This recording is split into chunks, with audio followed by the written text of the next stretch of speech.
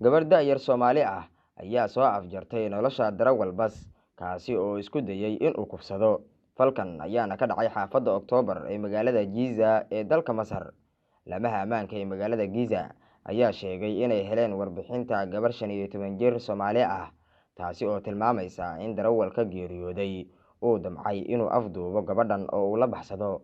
Sida ay sheegeen dadka agdhawaa goobta, darawalka ayaa gaariga u leexiyay wadada dhinaceeda isagoo isku dayay inuu farxumeeyo gabadhan 15 jirka ah oo haysata dhalashada Soomaaliya isagoo ku handadaya toorey, balse waxa ay ku guuleysatay in ay mindida ka soo saarto gacantiisa kadibna ay xabadka kaga dhufato isla mindidii ay ka farmaroojisay, taasi oo keentay in darawalkii uu dhiig baxo halkaasna uu ku nafbaxo.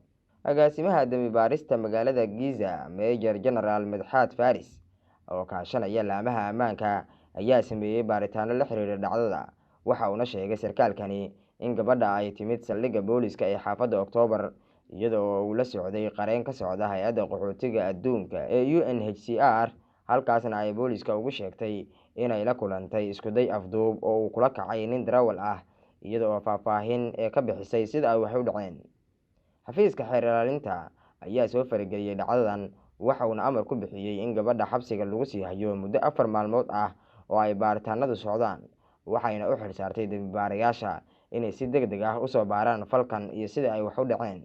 guud ahaan baraha bulshada ee dalka Masar ayaa waxaa lagu hadal hayaa dhacdadan iyadoo la arkayo dad badan oo u dhashay dalkaasi oo garab istaagaya gabadha. dhalinyarada Soomaaliyeed gaar ahaan gabdhaha ee qaxootiga ama safarada waxbarasho u aada dalalka Aasiyaanka iyo Carabta ayaa la kulma dhacdooyin tan la mid ah, waxaana xusid mudan in gabar Soomaali ah oo lagu magacaabo Dahabo Cumar ay 13 bishii labaad ee sanadkan lagu dilay magaalada Kuala Lumpur ee caasimadda dalka Malaysia sabab la xiriira guur ay ka diiday nin ajnabi ah. Yaxya Cabdullaahi Soocade, Goobjoog. Bimaalow Center, moolka Bimaalow. bari dhaweyd anoo baawur saaran waxaan meel fog ka bidhaansaday boor ay ku qoran tahay Bimaalow Center. xog balaaran ma naga siin kartaa? haa, moolka Bimaalow oo bulshadu ay bilooyin badan sugayeen ayaa albaabada loo furay. ma xarunta ganacsiga ee Bimaalow? baashaal ha u malaynaya baana hawaasnimo bilaash maaha hadalkaygu. Bimaalow Center waa mool baaxad weyn oo boqolaal shay oo kala nooc ah. barta aad ka helayso qiimuhuna boqon goys maaha, tayadu waa mid la hubo 100% bulshadu ay u bogeen. wax kastoo baahidaadu tahay badeecatii u dambaysay beledkeena looga adeegto, ha ahaato electronic baakadaysan wax kastoo suuq looga baahdo, bakeeriba ha u yaraato waa barta aad ka helayso. Bimaalow Center.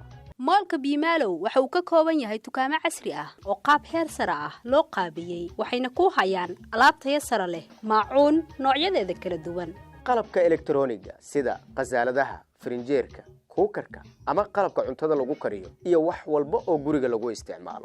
waxyaabaha ay dumarku isku qurxiyaan, make up tayadiisu sareyso iyo udug nooc kasta leh. dharka dumarka waa labiskii u dambeeyay oo quruxdaada soo saaraya. qaybta qalabka ceelasha iyo tubooyinka, wax kasta oo aad u baahan tahay waxa aad ka soo dukaamaysan kartaa Bimaalow Mall adiga oo aan la soo kulmin ciriiriga suuqyada, kulayl iyo rafaad, waqti badanna uusan ka lumin. qiimuhuna waa mid aan ku eriyay. Bimaalow Center, xarunta ganacsiga ee Bimaalow, barta uu ku yaalo waa afaafka hore ee suuqa Bakaaraha iyo agaarka masjidka barakaysan ee Macalin Bimaalow.